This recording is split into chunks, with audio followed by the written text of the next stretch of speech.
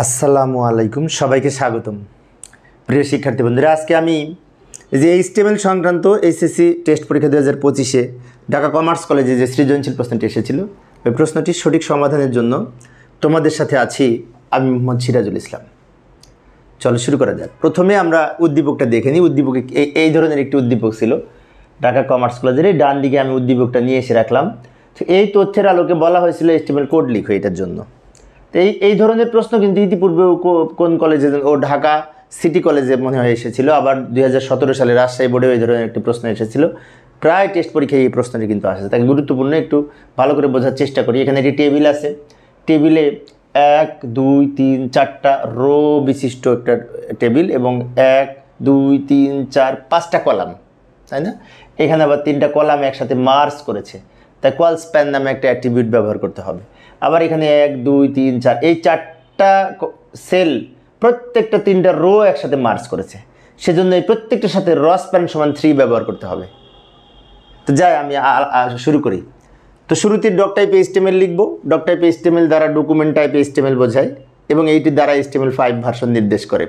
তারপরে HTML এর opening tag, এবং এই টেবিলটা কিন্তু বডি অংশের মধ্যে লিখবো, বডি ট্যাগের মধ্যে লিখবো, তাই বডির ওপেনিং ট্যাগ লিখবো। তারপর টেবিলের ওপেনিং ট্যাগ লিখে আমরা টেবিলের সাথে 2টা অ্যাট্রিবিউট ব্যবহার করেছি। একটা হচ্ছে বর্ডার সমান 1, বর্ডার অ্যাট্রিবিউট যার ভ্যালু দিয়েছি 1, আর একটা হচ্ছে সেল স্পেসিং 0। এখন অনেক শিক্ষার্থীর মনে হতে পারে বর্ডার সমান 1 আমরা লিখে থাকি এই দাগগুলো দেওয়ার জন্য, কিন্তু সেল স্পেসিং 0 কেন লিখলাম, তাই না? কারণ আমি যদি সেল স্পেসিং 0 না দিই তাহলে এই ধরনের দাগ সম্পূর্ণ টেবিল পাবো না। এইটুকু না লিখলে এই 2 সেলের মাঝখানে একটি স্পেস থেকে যায়, স্পেস ফাঁকা থেকে যায়, ডাবল ডাবল দাগ মনে হয়। সেজন্য এই ধরনের টেবিল পেতে হলে আমাদের সেল স্পেসিং 0 করে দিতে হবে। এবার এইটা তৈরির জন্য আমরা প্রথমে টিআর ট্যাগ ব্যবহার করব। টিআর এর মধ্যে প্রথম লাইনটা আমরা টিএইচ এর মধ্যে লিখতে পারি, তাই না? টিএইচ মানে টেবিল হেডিং বোঝায়, এই যে লক্ষ্য করি। অথবা টিডি এর মধ্যে লিখতে পারি, সমস্যা নেই। টিডি ওপেন, টিডি ক্লোজ, মাঝখানে লিখেছি স্টুডেন্ট নেম, কিন্তু মাঝখানে নেওয়ার জন্য অ্যালাইন সমান সেন্টার লিখেছি। আবার টিডি ওপেন, টিডি ক্লোজ করব, অ্যালাইন সমান সেন্টার লিখবো, দিয়ে মাঝখানে লিখবো কম্পালসারি। কিন্তু আরেকটা কথা আছে, পরে যে টিডিটা লিখবো এই সেলটা তৈরির জন্য, সেখানে আরেকটা অ্যাট্রিবিউট ব্যবহার করব, সেটি হচ্ছে এই কল স্প্যান সমান 3 লিখবো, কারণ 3টা কলাম একসাথে করে একটা কলাম হয়েছে।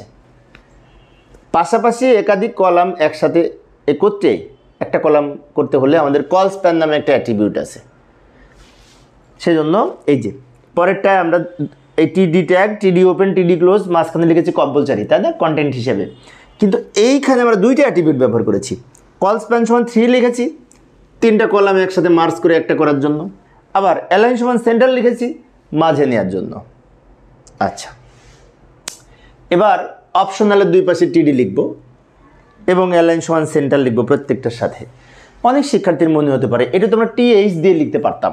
হ্যাঁ, টিএইচ দিয়ে লিখলেও হতো, আমি টিডি দিয়ে লিখেছি। টিএইচ আর টিডির মধ্যে হেরফের হলে নম্বর খুব একটা পরীক্ষার হলে কাটে না। আমরা যখন একুরেটভাবে কোনো ওয়েবসাইট তৈরি করব সেটা ভিন্ন বিষয়, কিন্তু নর্মালি আমরা যখন পরীক্ষার খাতায় লিখব টিএইচ এবং টিডির ক্ষেত্রে হেরফের হলে আরেকটি বিষয়, এখানে কিন্তু সব লেখাগুলো একরকম। যদি উপরেরটা যদি ডিপ হতো, বোল্ড হতো, তাহলে আমরা টিএইচ দিয়ে লিখতাম, কিন্তু এটা বোল্ড না, সব লেখা একরকম, সেজন্য সবগুলোই আমরা টিডি দিয়ে লিখব, টিএইচ ব্যবহার করি নাই। এই অপশনাল পর্যন্ত হয়েছে। এবার পরেরটা লেখার জন্য এই পেজে ধরবে না, আমি পরের পেজে যাচ্ছি। আবার টিআর ওপেন করব, অ্যালাইন সমান সেন্টার লিখব। এখানে টিআর এর সাথে অ্যালাইন লিখেছি কারণ এখানে 1, 2, 3, 4, 5 বার টিডি লিখব, তো 5 বার আমাকে অ্যালাইন সমান সেন্টার লেখা লাগবে আমি যদি টিডির মধ্যে লিখি, মাঝখানে নেওয়ার জন্য লেখাটা। বাট আমি যদি টিআর ওপেন করব, টিআর ক্লোজ করব, তার মধ্যে তো টিডি লিখবো, এটাই তো। তো এই টিআরকে যদি নির্দেশনা দিই অ্যালাইন সমান সেন্টার, তাহলে এই টিআর শুরু থেকে এই টিআর শেষ পর্যন্ত এই রোর মধ্যে যত তথ্য লিখবো সবগুলার ডেটা মাঝে চলে যাবে। সেজন্য আমরা এই টিআর এর মধ্যে অ্যালাইন সমান সেন্টার লিখেছি। এবার আজিজ লিখবো। এখন আজিজ লেখাটা লেখার জন্য আমরা প্রথমে কি করব, টিডি ওপেন, টিডি ক্লোজ করব, মাঝখানে আজিজ লিখবো। কিন্তু একটা কথা আছে, এই টিডির সাথে আমাদের একটা অ্যাট্রিবিউট ব্যবহার করতে হবে, সেটা হচ্ছে এই 3টা রো মিলে কিন্তু একটা হয়েছে, প্রত্যেকটা 1, 2, 3, 4, এটা 4টা সেলের বৈশিষ্ট্য এক। কি বৈশিষ্ট্য? 3টা রো মিলে একটা হয়েছে, সেজন্য আমরা এখানে লিখব এই টিডি ওপেন, এই যে টিডি ওপেন টিডি ক্লোজ, মাঝখানে আর ইজ লিখেছি এবং র স্প্যান সমান 3 লিখেছি। কেন লিখলাম? ওই যে 3টা রো একসাথে মার্জ করার জন্য। উপর নিচে যে রোগুলি আছে সেগুলো একসাথে করার জন্য আমরা র স্প্যান অ্যাট্রিবিউট ব্যবহার করব।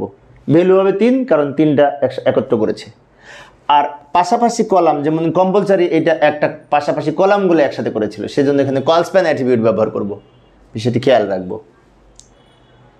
এখন এই আরিজ যেভাবে লিখেছি অনুরূপভাবে বাংলা, আইসিটি, ইংরেজি সেম হবে। তা আবার লিখব টিডি ওপেন টিডি ক্লোজ, মাঝখানে বাংলা, এবং এখানেও র স্প্যান সমান 3 হবে, কারণ এই সেল আর এই সেল সেম। আবার ইংলিশের জন্য মাঝখানে ইংলিশ, দুই দিকে টিডি লিখব, এখানেও র স্প্যান সমান 3 লিখব, কারণ এই সেলগুলি সব সেম। আইসিটিও তাই লিখব। ভালো করে লক্ষ্য করি। আরিজ স্টুডেন্টের নাম, বাংলা, ইংরেজি, আইসিটি, এই সবগুলো কিন্তু একই রকম বৈশিষ্ট্য। কি বৈশিষ্ট্য? সবগুলাই 3টা রো মার্জ করেছে, দিয়ে একটা রো হয়েছে। সেজন্য প্রত্যেকটা জায়গায় আমরা রসপ্যান ব্যবহার করেছি, ভ্যালু লিখেছি 3। আচ্ছা, এখন এই লাইনের সাথে এই উপরের ফিজিক্সটা হবে, সেজন্য ফিজিক্সটা জাস্ট দুই পাশে টিডি লিখবো। ফিজিক্সে ঝামেলা নেই, কারণ ফিজিক্সে কোনো রো মার্জ করেনি, কলামও মার্জ করেনি। বেচারা এখানে চুপ করে বসে আছে, তাই ফিজিক্সের দুই পাশে জাস্ট টিডি লিখলেই হবে। আচ্ছা, তাহলে আমাদের এই ফিজিক্স পর্যন্ত হয়েছে। এখন অনেক শিক্ষার্থীর মনে হতে পারে এইগুলোর সাথে তো এইগুলো হওয়া উচিত না, এইটার সাথে শুধু ফিজিক্স হবে। পরবর্তীতে ম্যাথ লেখার জন্য আবার আমরা টিআর ওপেন করব, এই যে টিআর ক্লোজ করব, টিআর ওপেন টিআর ক্লোজ। এখানে টিডি অ্যালাইন সমান সেন্টার দিলাম। ইচ্ছে করলে যদি টিআর এর মধ্যে যদি আমি অ্যালাইন সমান সেন্টার দিতাম, তাহলে এই অ্যালাইনটার টিডির মধ্যে দেওয়ার দরকার ছিল না, কিন্তু আমরা এখানে টিডির মুখে নির্দেশনা দিয়েছি অ্যালাইন সমান সেন্টার, মাঝখানে এই যে ম্যাথ লিখেছি, টিডি ওপেন টিডি ক্লোজ, মাঝখানে এই ম্যাথ। আচ্ছা, এখন অনেক শিক্ষার্থীর মনে হতে পারে এখানে টিডি লেখার কি দরকার ছিল, শুধু টিআর লিখলেই তো আমাদের রোটা তৈরি হতো। না, একটি বিষয় আছে, সেটি হচ্ছে টিআর এর মধ্যে টিএইচ অথবা টিডি কমপক্ষে একটা থাকতে হবে। টিআর টিডি কে ধারণ করে, সেজন্য টিডি একবার ব্যবহার করেছি একটা সেলের জন্য। ম্যাথ লিখেছি মাঝখানে, আর অ্যালাইন সমান সেন্টার লিখেছি, লেখাটা মাঝে নেওয়ার জন্য। এই যে ম্যাথটা কিন্তু মাঝখানে। অনুরূপভাবে বায়োলজি লিখবো, আবার এরকম 3 লাইন, টিআর ওপেন, তারপরে বায়োলজি লিখবো, এরকম সেম আর একটা লাইন লিখবো, টিআর অ্যালাইন সমান সেন্টার, এখানে লিখবো বায়োলজি, তারপর TR close, TR open TR close. বায়োলজির জন্য দুই দিকে টিআর লিখেছি, অ্যালাইন সমান সেন্টার লিখেছি, এটাও কিন্তু মাঝখানে। আচ্ছা, এ পর্যন্ত হলো, আমাদের লেখা তো শেষ। এখন ক্লোজ করব। তো ক্লোজ করার জন্য টেবিল ওপেন ছিল, কিন্তু টেবিল ক্লোজ করব। বডি ওপেন ছিল, বডি ক্লোজ করব। এইচটিএমএল প্রথমে ওপেন করেছিলাম, সেটাও ক্লোজ করব। তো এখানে বডি ক্লোজ, এইচটিএমএল ক্লোজ আমি পাশাপাশি লিখেছি, তোমরা নিচে লিখবে, আমার জায়গা সেভ করার জন্য আমি পাশে লিখেছি। এইভাবে আমরা কোড লিখতে পারি। তো প্রিয় শিক্ষার্থী বন্ধুরা, এই ছিল আজকের আলোচ্য বিষয়। পরের ক্লাসটি দেখার আমন্ত্রণ রইল। খোদা হাফেজ।